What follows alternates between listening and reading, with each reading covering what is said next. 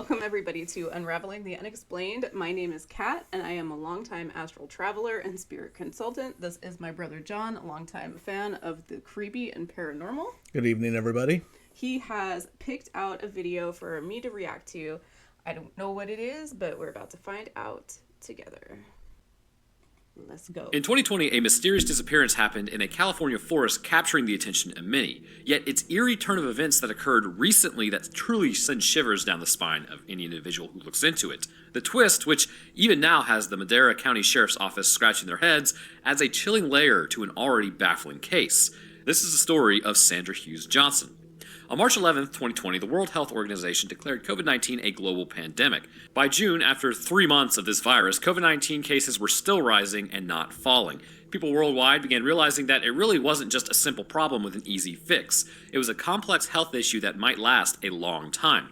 This meant strict quarantine measures might also stay in place for at least a little while. The effectiveness of these measures came into question, causing debates everywhere, especially amongst politicians, because, of course, politicians, truly the brightest of our time.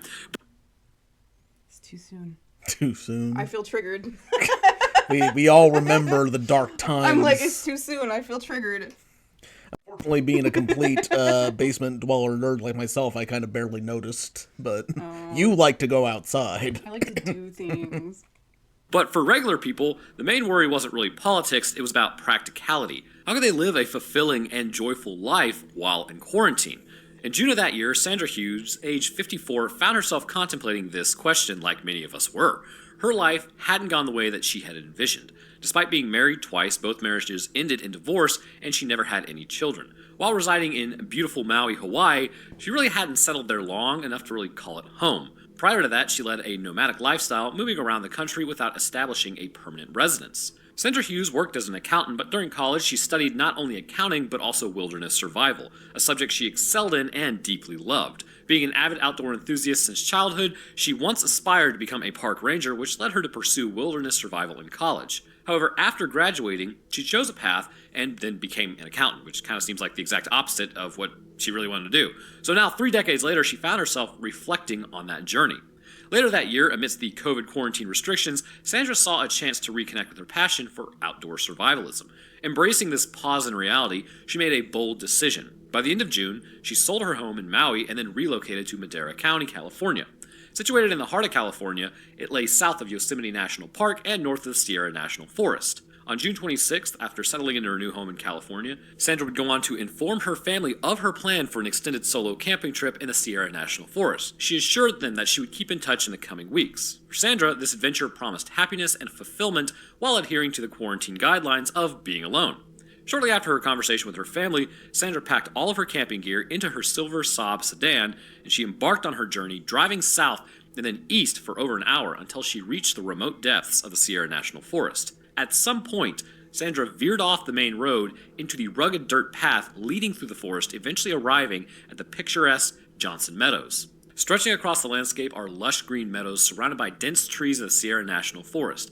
Beyond the trees loom the snow-capped peaks of the Sierra Mountains. Despite its beauty, though, Johnson Meadows does pose risks. It is remote and isolated and inhabited by cougars, bears, and other natural dangers. It is not a place for the unprepared, but Sandra was well equipped with her survival experience and gear.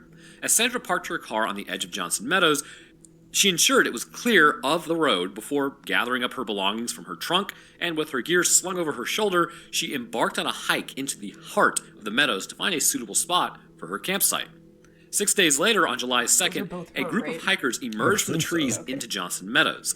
As they traversed the expanse, they spotted a tent and a campsite ahead. Although no one seemed to be present, it was not uncommon to encounter campers in this area. The hikers opted to give the campsite a wide berth, respecting the solitude of the camper in the midst of the meadows. As the hikers cautiously circumvented the seemingly abandoned campsite, it appeared that a tornado had just ravaged through it. Curiosity piqued, they veered towards the campsite for a closer look. Approaching the campsite, they observed a backpack overturned, its contents scattered across the ground. Amongst the debris were unopened cans of food, papers, and documents strewn about haphazardly. Taking precaution, they marked the location on their map before departing the forest. Upon returning to cell range, they promptly contacted the Madera County Sheriff's Office to report their findings. Later that day, the deputies from the Sheriff's Office ventured into Johnson Meadows. True to the hikers' report, they The campsite remained in disarray, abandoned and desolate. A search of the area yielded ID cards bearing the name Sandra Hughes. The sheriffs then left the forest and contacted Sandra's family to inquire about why she left her campsite in such a state. They informed the sheriffs that Sandra was extremely environmentally conscious and meticulous about all her cleanliness. Therefore, she would never intentionally leave her campsite in such disarray. They were certain that something else must have occurred. Naturally, both the family and sheriffs grew increasingly concerned. On that day, an official missing person report was filed. Over the next 2 days, an extensive search operation commenced in Johnson Meadows and the surrounding areas to locate Sandra. Hundreds of volunteers scoured the area on foot, aided by sniffer dogs and helicopters scanning from above. During the search, the Madera County Sheriff's Office interviewed anyone encountered in the vicinity. Hikers, campers, just anyone who may have made contact with Sandra at any point. Her distinct appearance with the recently dyed blue hair made her easy to identify. But despite the extensive search efforts over 2 days, authorities had no new leads on Sandra's whereabouts. Then, on July 4th, 2 days into her disappearance, she was sighted by some hikers. As these hikers traversed through Johnson Meadows, they spotted a woman standing alone on the edge of the meadow. She was barefoot, clad in a black shirt and blue jeans with a visible bruise on her face. Despite her solitary presence, she didn't seem distressed or in need of assistance, simply observing her surroundings. She made no attempt to signal for help as the hikers passed by. Upon reaching the parking lot, the hikers spotted missing person flyers for Sandra Hughes and realized that the barefoot woman they had encountered in the forest matched her description. They promptly notified the sheriff's office, who quickly responded to the reported sighting. However, upon arrival at the location indicated by the hikers, Sandra was nowhere to be found, leaving no trace of her whereabouts. The following day, on July 5th, Sandra's vehicle was discovered, but she was not present. The car was located 5 miles north of her ruined campsite in Johnson Meadows, nestled at the bottom of a ravine beside a winding forest road. Examination of the vehicle's front-end damage led authorities to surmise that Sandra had been driving along the road, collided with a tree, and subsequently rolled down the embankment. While there was no blood found inside the vehicle, it remained uncertain whether the accident had caused any physical harm to Sandra. However, the most alarming discovery was the state of Sandra's personal belongings within the car. It appeared that after the vehicle came to a halt at the bottom of the ravine, someone had rifled through her belongings and then haphazardly scattered them across the forest floor, almost as if they were searching for something. This unsettling scene bore a striking resemblance to the chaos observed at Sandra's campsite in Johnson Meadows, where her possessions were similarly strewn about. The Madera County Sheriffs couldn't shake the eerie similarities between the two incidents. At this point, authorities didn't suspect Sandra of deliberately avoiding them. Instead, they considered the possibility that she had sustained an injury either in her campsite or during the car accident, potentially affecting her cognitive functions. The notion arose that she might be disoriented and then lost in the woods, unaware of her circumstances. While the idea of foul play was briefly entertained, it was largely dismissed. A decision was reached to leave Sandra's vehicle undisturbed at the bottom of the ravine. Speculation arose that Sandra might return to the vehicle, explaining the scattered belongings as if she was searching for something upon her return. The decision was made with the hope that it might aid in Sandra's potential return. Authorities left a note on Sandra's vehicle's window, urging her to contact them if she saw it, along with a heartfelt message from her family expressing their longing for her to return. The search for Sandra persisted over the following days, with a renewed focus on the vicinity of where the vehicle was discovered. However, no new leads would emerge. Then, on the evening of July 12th, a search team ventured 2.5 miles north of Sandra's vehicle, leading them into Yosemite National Park. They found themselves near Spotted Lake, an area inaccessible by the main roads or trails. This area is characterized by rugged terrain. As they navigated the challenging landscape with flashlights, they stumbled upon a sleeping bag lying out in the open. Appearing to have been used, subsequent investigations revealed that the sleeping bag belonged to Sandra. Despite thorough searches of the surrounding area, including around Spotted Lake, Sandra remained elusive. Now authorities found themselves confronted with a bit of a perplexing puzzle. On the map, the locations of Johnson Meadows, Sandra's vehicle, and the sleeping bag formed a straight line, gradually moving northward without any equipment, likely barefoot, traversing treacherous terrain fraught with dangers like steep cliffs, rugged landscapes, and wildlife such as cougars and bears. And not the fun cougars. Recognizing the imminent threat posed by these conditions, authorities understood that Sandra's survival window was rapidly closing. Even if she had chosen to embark on this journey intentionally, the harsh elements posed a grave risk to her well-being. Despite continuing the search for another week following the discovery of her sleeping bag, no new leads would emerge either. On August 9th, about 3 weeks later, 2 hunters were driving down a remote forest road several miles east of where Sandra's car had been discovered.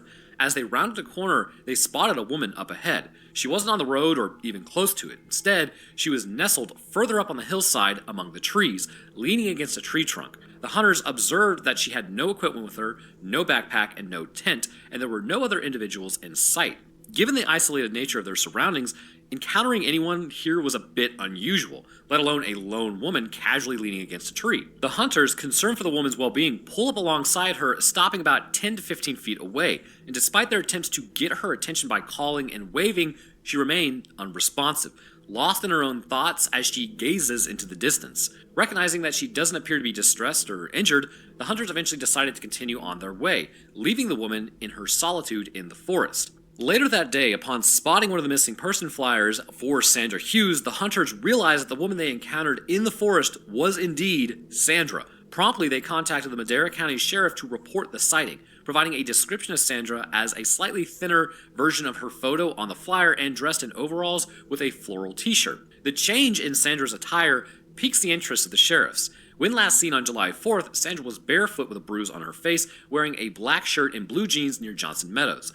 The fact that she had changed her outfit puzzled the authorities, especially consider she had lost all of her belongings at her campsite and her car. The whole situation appeared increasingly peculiar to the sheriff's office. So despite their efforts, Sandra was nowhere to be found on the road where the hunters had spotted her, and there were no traces of her presence.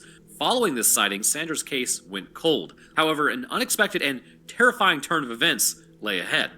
A year later, on Wednesday, July 21st, 2021, Jake Gorba, accompanied by his wife Victoria and their 3 young offspring, went on a drive in Jake's off-roading vehicle along a steep forest road in the heart of Sierra National Forest. Their destination was the summit of Shut-Eye Peak Mountain. As the family drives up the bumpy forest road towards Shut-Eye Peak, the kids in the back start saying that they're hungry, so Jake and Victoria decide that they'll stop for a quick lunch. Jake steers the truck towards the side of the road, parks it, and then switches off the engine. As they gather their belongings in preparation for their picnic lunch, they hear their 3-year-old son, Caden, chatting excitedly from the back seat, positioned near the window. Jake and Victoria instinctively turn around to see who Caden is talking to, only to find him engaged in a seemingly intense conversation with someone outside his open window, gazing across the meadow into the forest. Despite their efforts to spot anyone outside, they see no one. Victoria gently asks who he's talking to as Caden turns away from the window and looks at his mom with a serious question. "There's a woman out there and she needs our help," he says, pointing urgently to the window. Jake and Victoria follow his gaze, peering into the dense tree line, but continue to see no one. Turning back to Caden, they gently explain, "We don't see anyone out there," but Caden's urgency grows as he insists, "You gotta trust me, she's right there, she needs our help, she's lying face down, and her legs are straight up, and she's dead." As Jake dashes into the woods, determined to investigate his son's claims, Victoria remains in the car, watching anxiously as Caden continues to insist that the woman is nearby. Jake searches frantically, but his efforts yield no results. Confused and unsettled, he returns to the vehicle where Caden persists in pointing out the window, describing the woman in distress. Feeling a chill run down their spines, Jake and Victoria decide to leave this area behind, shaken by the inexplicable events unfolding around them. That night, Victoria takes to Facebook, sharing their harrowing experience and including a description of the woman based on Caden's account, a figure clad in a black t-shirt and blue jeans and sporting blue hair. Upon seeing Victoria's Facebook post describing a woman matching Sandra Hughes' appearance, the Madera County Sheriff Office recognized the significance of the description. When they met with the Gorba family, they presented Caden with a lineup of several women, including Sandra Hughes, asking him to identify the woman he saw in the woods. Surprisingly, without any additional information, Caden selected 3 pictures, all of which depicted Sandra Hughes. Determined to unravel this mystery, the sheriff, accompanied by Caden and his father, returned to the area near the meadow of Shut-Eye Peak to search for any signs of evidence or Sandra, if she was even there to begin with. Yet despite their efforts, the search yielded no new clues, and as of today, Sandra's whereabouts remain completely unknown. The perplexing case of Sandra Hughes has left both authorities and the community grappling with unanswered questions and unsettling encounters. From her initial disappearance to the mysterious sightings reported by the Gorba family, the events surrounding Sandra's vanishing remain shrouded in mystery. The account provided by Caden Gorba adds an eerie dimension to the narrative, as he seemingly and inexplicably has the ability to identify Sandra from a lineup of pictures, and it just deepens the entire enigma surrounding her disappearance. Despite exhaustive search efforts by the Madera County Sheriff Office and the involvement of the Gorba family, Sandra's whereabouts still remain unknown to this day. The strange sightings of Sandra in the forest near Shut-Eye Park raise even more questions than answers. Was Sandra truly present in the woods, as witnessed by Caden and his family? If so, what led to her disappearance, and why did she seemingly elude all search efforts? As time passes, the case of Sandra Hughes stands as a haunting reminder of the mystery that can unfold in the vast wilderness. Until concrete answers emerge, the story of Sandra's disappearance will continue to captivate and pretty much unsettle all of those who encounter it, leaving us to ponder the inexplicable and the unknown that lurks within the shadows of the forest. But anyhow, I would like to thank you guys for watching. If you enjoyed, then leaving a like would be great, as it shows YouTube, these videos don't suck. And subscribing is a great way to stay up to date when I post. I'll drop my Twitter, Discord, Patreon, and basically other links. We definitely will like and subscribe, and we will link the video and the channel in the description box. Please go check out the original videos and the original creators. They sure do appreciate it. Okay, so let me see if I got the timeline of events straight here, because that was a lot. Yeah, it's a lot to take in. Right. So she goes camping. Mm-hmm. Ransacks her own tent. Goes back to her car. Drives it into a ravine. Scatters. Or did she go back to her car, ransack her car, drive it down the ravine, and then go back to her tent and ransack the tent? I get the feeling that even the authorities might not be fully clear on what the timeline of events were there. Like, did she crash her car first and set up camp anyway, or... Yeah. I feel like there's a little bit of... not all of the information, right? Like, there's definitely missing pieces to the puzzle. I would be curious whether or not she was... It has certain hallmarks of a mental break from not being on your meds for certain conditions. Have you ever watched like the breakdown of the girl at the Cecil Hotel? Nah, I'm not familiar. Elisa Lam, a similar case of what the fuck, basically, like what the hell happened here, because the behavior is very strange and erratic and difficult to understand how it happened. That's an interesting one too. But so I would be curious to know more about this case. I'd be curious to know what her background is, what her medical background is, and whether or not she was on any medications. Although you would think if she was on medications, that's something that she would have accounted for before going out into the wilderness for an extended period of time. Maybe that's what she was desperately searching for. I don't know. But certainly one possible way to explain the somewhat unusual behavior where she, even when she was spotted by people, she didn't really respond to them. Right, she seems out of it, and she's not really responding to her situation in a way that would make sense logically. There are some kinds of like bipolar disorder and stuff that behavior can be phases of manic episodes and then like almost out of it, like catatonic episodes. So the behavior feels, and again, I mean, I don't know what her medical history was, but behavior has some of the hallmarks of that.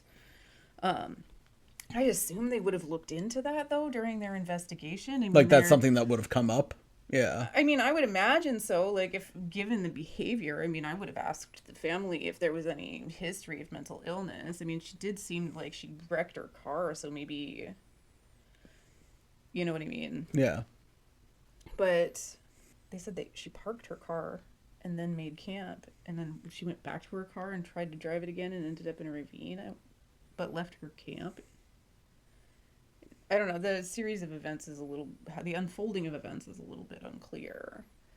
I mean, at the end of the story, certainly the little boy, she was still lost and confused, even though she was dead, and the little boy was able to see her. That's not uncommon. Kids can see. Kids don't reject things the way adults do. So it was that bit at the end that made me think this video is something that you would be interested in. Yeah, because... I have no doubt. I have no doubt that somebody that was that lost and confused and their death was that traumatic and confusing for them, that as a spirit still kind of lost and confused, right?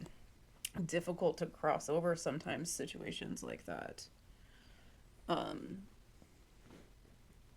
If you can't find your way back to your campsite, and the death was traumatic like that, it's possible. Can't find your way into the light either. Can't find if the mind was that chaotic when it passed, it's difficult to construct a scenario the soul will understand in order to understand that it's crossed over.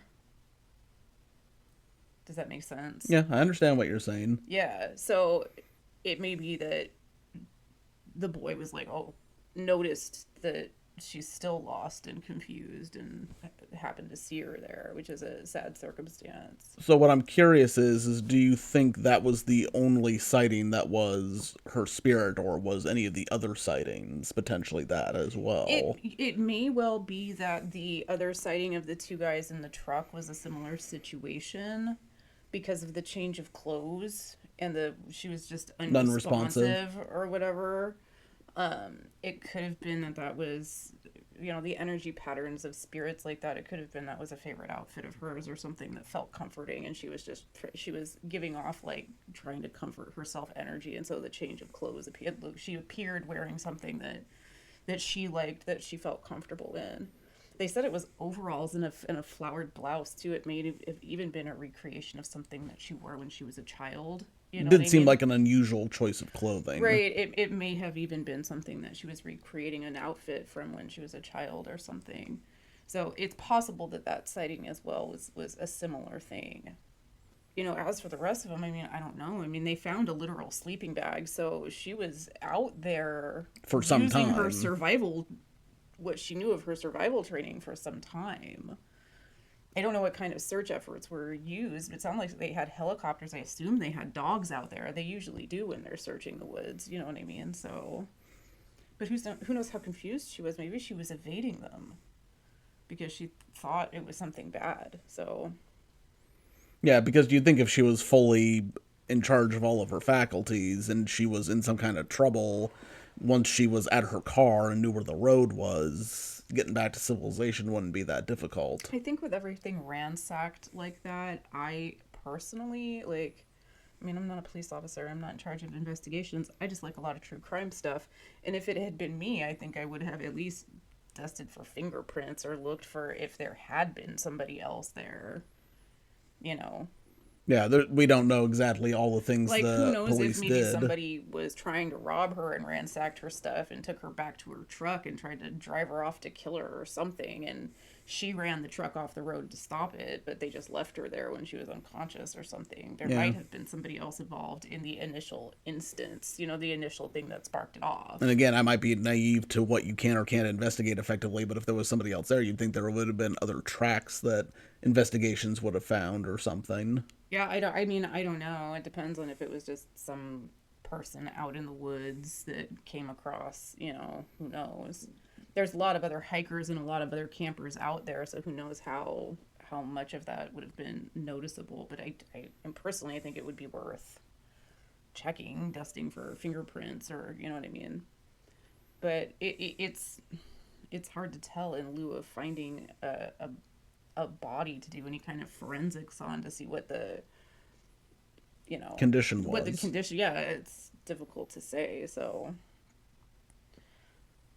that's, it's unfortunate.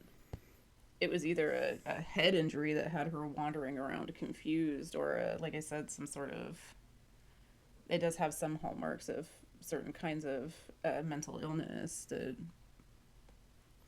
But you think basically what we had at the end there was the little boy seeing her spirit somewhere. Oh yeah, for sure. Yeah. I've had that happen. I've had encounters with it's sometimes the circumstances surrounding transition back to non-physical reality or death is confusing or sudden, and it's difficult for souls to get the idea. Like if you watch a lot of near-death experience stuff, you'll see that depending on the circumstance, it's kind of different, a little bit different for everybody, but there's usually some sort of imagery or narrative to let the person know what's going on. Sometimes people hover above the situation watching what's happening, so they're like, oh, I'm dying. You know what I mean? They get what's happening. Either that, or there's a tunnel of light, some sort of movement reached out to by loved ones, something like that helps people understand what's taken place. But there are instances where it's sudden and confusing, and there's no way vibrationally to reach the people that it's happened to. And I've had instances where I sometimes do work as a psychopomp, and if you're not familiar with what that is, it's sort of like being a reaper, basically, or somebody who helps souls transition, a ferryman, whatever. And sometimes circumstances surrounding a death can leave somebody confused to the point where it's not getting through vibrationally. There's difficulty communicating. Like I had a guy once who his raft had flipped over, basically, and he was already dead, but he was so panicked because there had been children in the raft with him that immediately on crossing over, it was like he had just recreated the situation and was desperately searching around in the water looking for the kids. Like, he didn't realize that he was already gone because of the strong personal connection to the kids that were with him and what was happening. Yeah. So he was just panicked and didn't realize that he was already passed. So it is, in certain kinds of circumstances, people need some additional assistance crossing over, depending on what the circumstances are. And if she was already in a confused mental state about what was going on, it's possible that it's reaching out for somebody to help, or not even fully aware that anybody's there. It does happen. I don't doubt. So, all right. That's what I got on that one. It's certainly an interesting case and an interesting. Yeah, I mean, disappearances in the wilderness happen all the time, but this is one of the few I've run across where it came attached to a bit of a ghost story. Yeah, and it's really unfortunate. I hope that she finds her way to where she needs to go. Well, it sounds like whatever goes down on the other side, there's people who get sent to deal with those things. It's a very supported process. So, hopefully she finds her way to where she needs to go. She gets the assistance she needs. All right. Anyway, that's what I got. Let us know what you think in the comments. Let us know if you think we're crazy or if you think we're onto something. What else? Have a good evening. Like, subscribe, all of that fun stuff. We'll be back with more episodes later. Don't forget to check out the original creators, and we will see you next time on Unraveling the Unexplained. Have a good evening, everybody.